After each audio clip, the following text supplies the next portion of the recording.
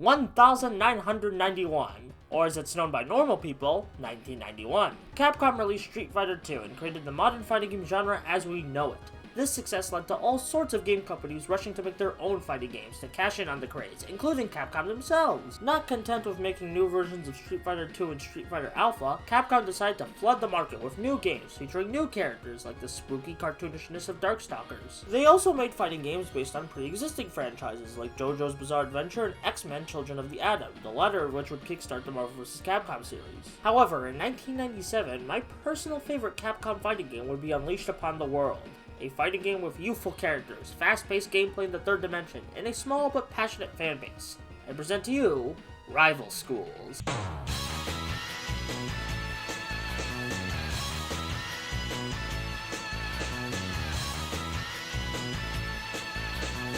Earlier this year, Akira from Rival Schools got announced as a DLC character for Street Fighter V to be released in the summer of 2021, and I was ecstatic to say the least. I didn't record my reaction, so I'll just play Max Dude's reaction to give you the gist of my feelings. What the? Akira. What the? Justice? No f***ing way! Holy, what the? Even with all this excitement, there's still a lot of people who don't know anything about Akira or the Rival Schools franchise. So today, I'm gonna attempt to showcase the appeal of my favorite Capcom fighting game franchise.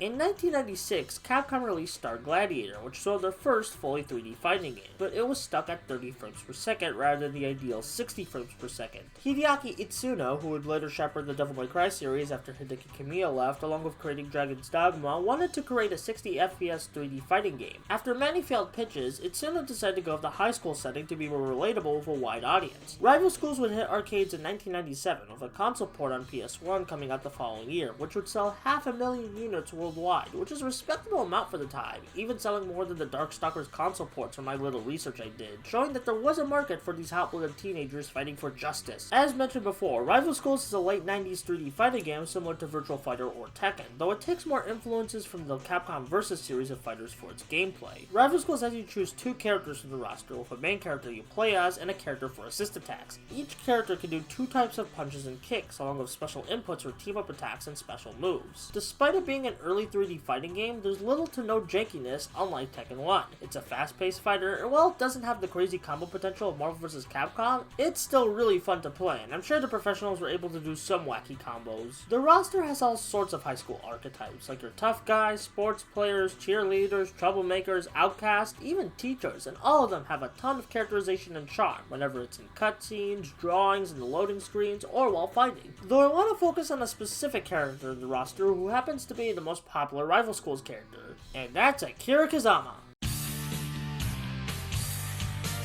Akira is my favorite fighting game character of all time. She wears some cool looking biker gear to hide that she's a girl in the first game, but you can play as her without the biker gear in certain versions of the game. While she may be cold and commanding when focusing on the mission to save her brother, she's a kind and gentle soul underneath. I'm a sucker for the grumpy on the outside, sweetheart on the inside kind of character, so Akira already appeals to me a ton. And her design is just awesome and showcases her shy yet determined personality perfectly. I also like her interactions with her friends Edge and Gan, who might be delinquent goofballs, but they still care for Akira as their friend. Akira represents the charm of Rival Schools perfectly, where yeah, it's a cool fighting game with crazy super moves, but the characters are young, hot-blooded kids with their own personalities, friends, and struggles. The world of Rival Schools has so much potential to evolve after the original, but we all know how the franchise has been for over 2 decades.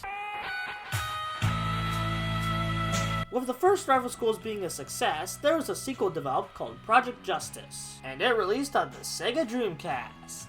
Capcom hasn't made another Rival Schools game since Project Justice. Don't get me wrong, despite not selling well, the Dreamcast is a great console for what it did have, and Project Justice is an amazing follow-up to Rival Schools. Akira and the series' main protagonist Batsu were gonna appear in a Capcom All-Stars fighting game along with characters from Street Fighter, Darkstalkers, Final Fight, and Strider, but that got scrapped in favor of this thing everyone hates. Batsu made it into Tatsunoko vs. Capcom, but outside of that, it seemed like hope was gone for the rivaling students.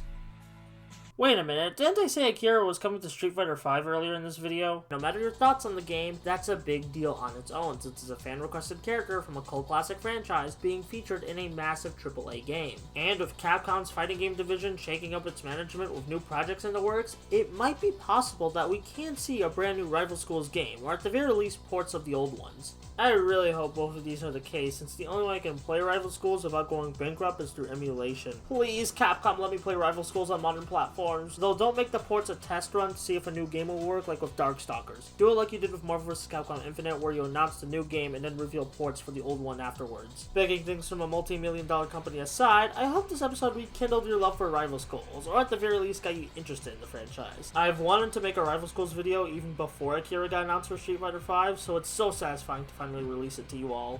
Now if you excuse me, I'm gonna go into an underground bunker and cryogenically freeze myself till summer 2021 so I can live to see Akira make her comeback.